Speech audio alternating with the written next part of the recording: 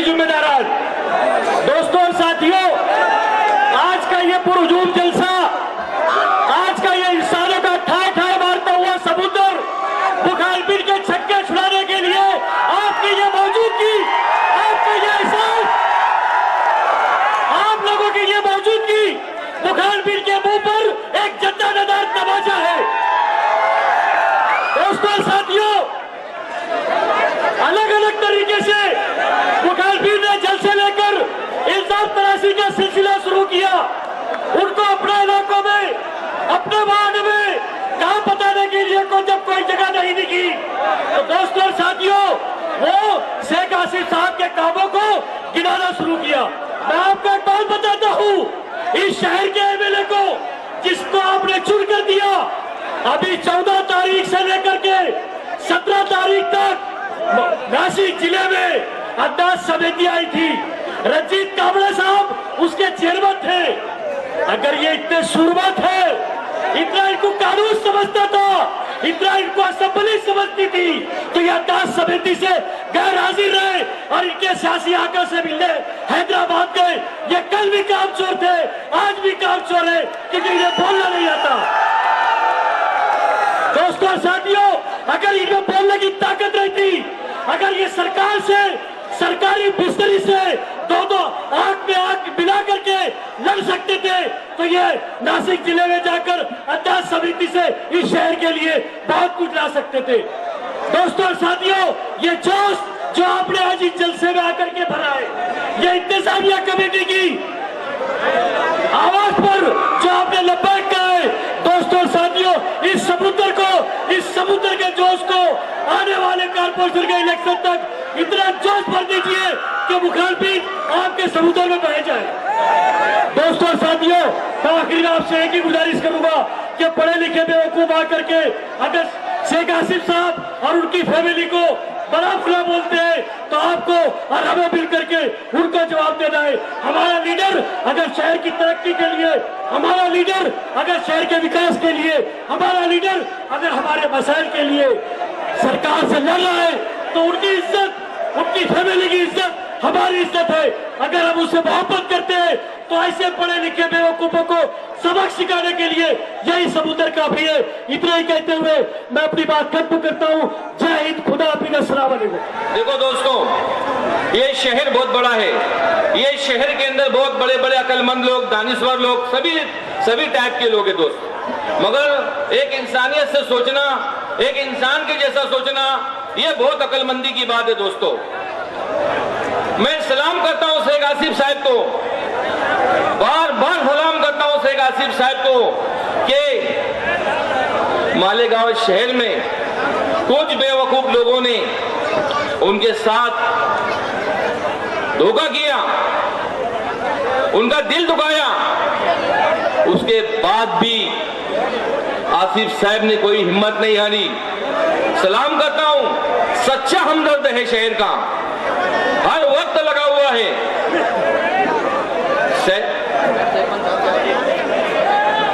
Nisar chairman साहब, हमारे चाचा जहां कहीं भी है, थोड़ा जगह बना के आ जाओ इधर।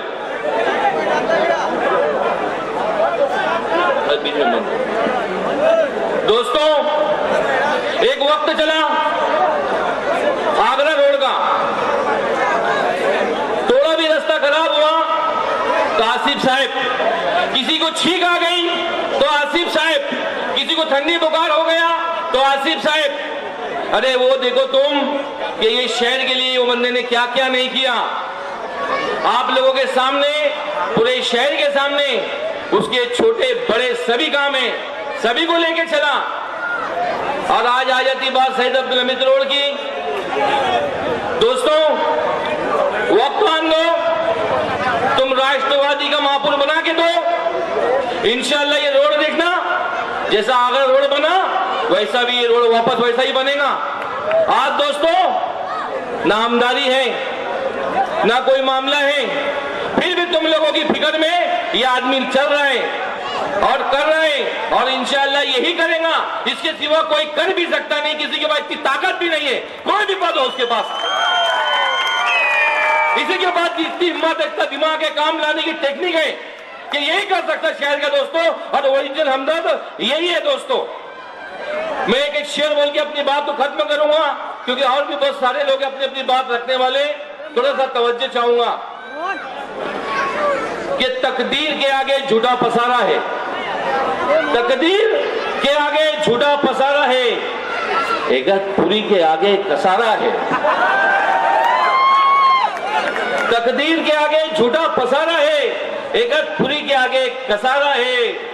और अल्हम्दुलिल्लाह दोस्तों, ये मालेगांव शहर का शेख आसिफ के बिना झूठा पसारा है।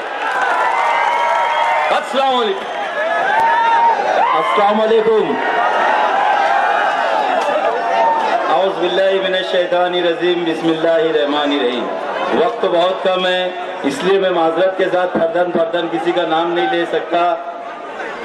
इस जलसे आम के सदर इखलाक साहब, मालेगांव नहीं पूरे महाराष्ट्र में मुसलमानों की नुमाइंदगी करने वाले कायदे नस्ल नौ आसिफ शेख रशीद साहब और नौजवान लीडर, गरीबों का हमदर्द, परेशान हाल का मददगार, नौजवानों का दोस्त हमारा खालिद हाजी साहब और राष्ट्रवादी पार्टी के तमाम विंग के जिम्मेदारान, लेडीज विंग के जिम्मेदारान, दोस्तों, नौजवानों, बुजुर्गों और जहां तक भी मेरी आवाज जा रही है, ऐसे घरों में बैठी मेरी पर्दा नशीन माँ और बहनों, कि दरिया अब तेरी खैर नहीं, दरिया अब तेरी खैर नहीं, बूंदों ने बगावत कर ली है, नादा न समझ बुज़दिल इनको, लहरों ने बगावत कर दी है।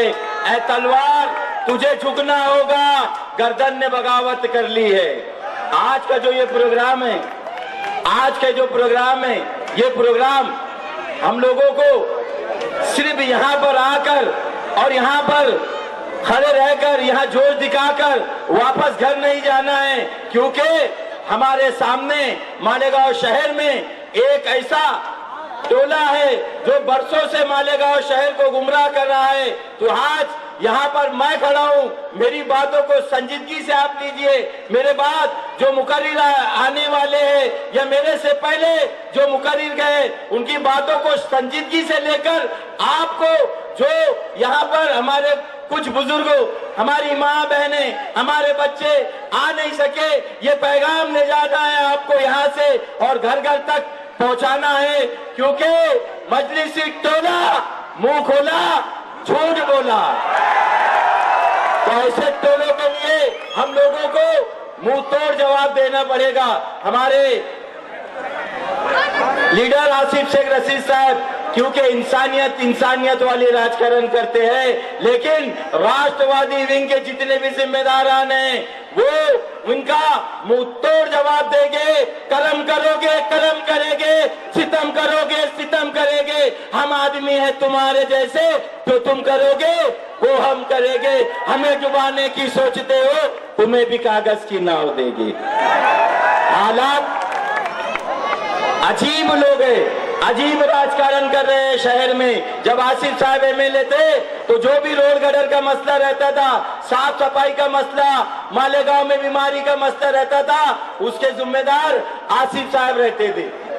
आज जो निकम्मे नाकारे झामू को आज एमएलए बनाया गया है, तो आज कारपोरेशन को दोष दे रहे। लेकिन मैं एक बात अच्छी तरह से आप लोगों को बताना चाहता हूं कि ऐसे हालात मालेगांव में आ रहे हैं कि इन्होंने 35-40 सालों में कुछ तो काम नहीं किया, लेकिन हमेशा से कीड़े निकालने का काम किया है। और आज भी वही हालात बन रहे हैं कि शोर मचा है चारों ओर, शोर मचा है चारों ओर, रहबरे कांडोलिया कचरा चोर, एक नारे में 4 चोर, नारे वाला काम चोर। तो आज हम लोगों को ये फैसला करना है कि हमें छाम वाला वो नुमाइंदा चाहिए, चाहे काम वाला नुमाइंदा चाहिए।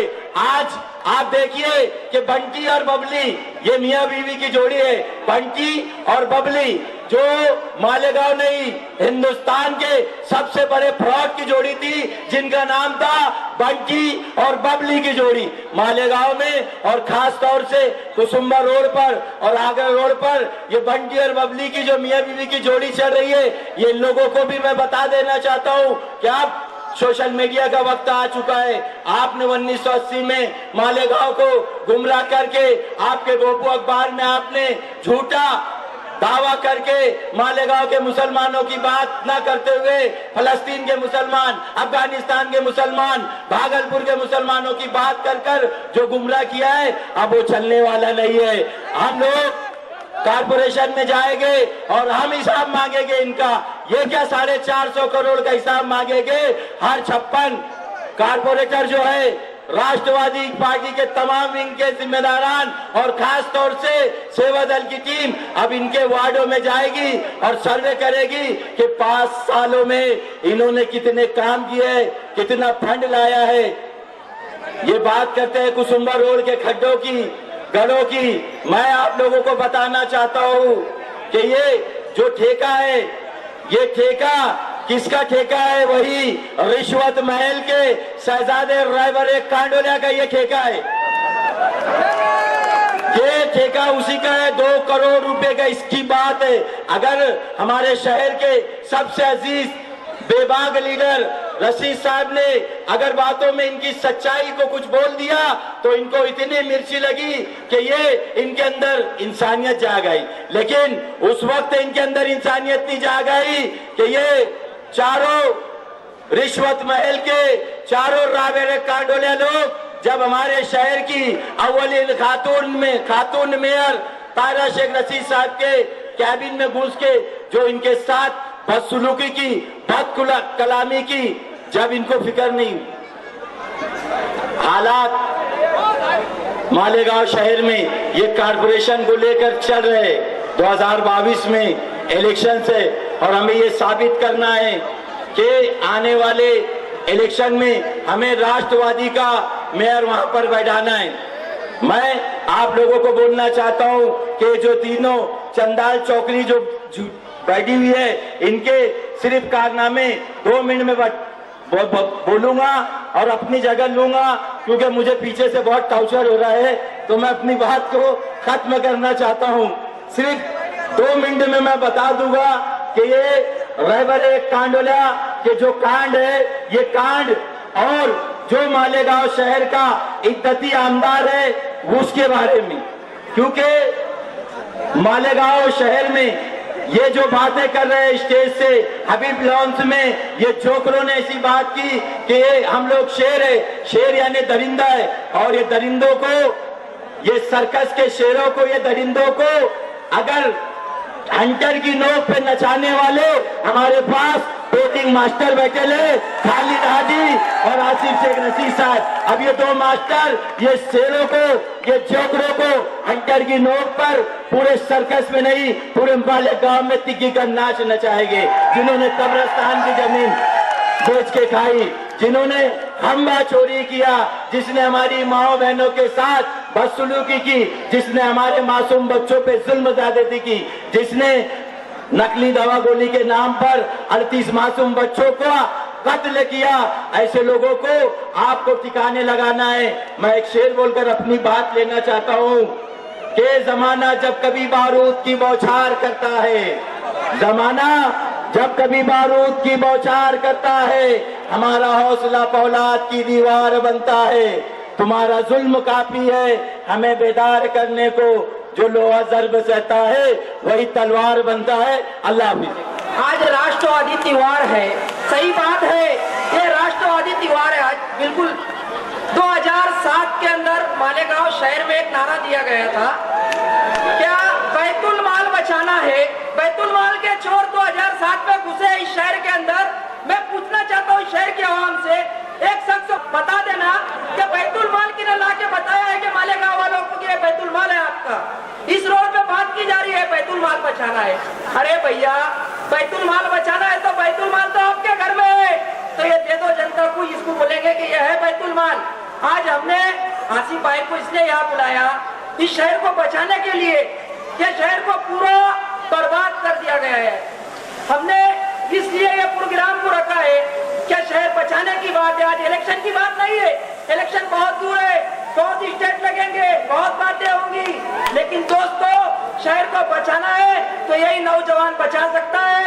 इसका भरपूर साथ देके इस शहर को बचाने का काम करे। इतना ही बोलना है। और मैंने एक चीज बोला था, आज की आवाज मुंबई में जाना चाहिए। इंशाअल्लाह कल शरद पवार जी का इनको फोन आएगा और आवाज होना चाहिए। इतनी बोल के मैं अपनी बात खत्म करता हूँ। बड़ा मेहरबान और निहायत रहम वाला है और लाखों दरूद व सलाम हजरत कौनैन